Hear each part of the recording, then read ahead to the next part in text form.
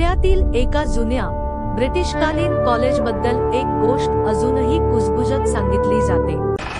हे कॉलेज शहराच्या गजबजाटात असलं तरी रात्री इथे विचित्र शांतता असते। 1990 च्या सुमारास एका विद्यार्थिनीचा लायब्ररीत अचानक मृत्यू झाला होता। अधिकृत कारण हृदयविकार, पण तिचा मृतदेह सापडला तेव्हा तिचे डोळे उघडले आणि चेहऱ्यावर भीती गोठलेली। त्यानंतर अनेक विद्यार्थ्यांनी एकच गोष्ट सांगितली। रात्री 8 नंतर लायब्ररीच्या दुसऱ्या मजल्यावरील पायऱ्यांवर कुणाच्या तरी चालण्याचा आवाज येतो, पण जाऊन बघितले तर कुणीच नसतं। एक सुरक्षा रक्षक रात्री गस्त घालत असताना मध्ये त्याला पांढऱ्या कपड्यातली मुलगी दिसली। तो धावत गेला, पण तिथे फक्त एक खुर्ची हलत होती। दुसऱ्या दिवशी तो रक्षक नोकरीवर आलाच नाही।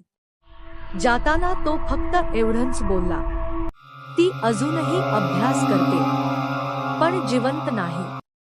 आजही परीक्षा जवळ आल्या की त्या मजल्यावर दिवे आपोआप लागतात आणि कॉलेज प्रशासन रात्री तो मजला बंद ठेवतो।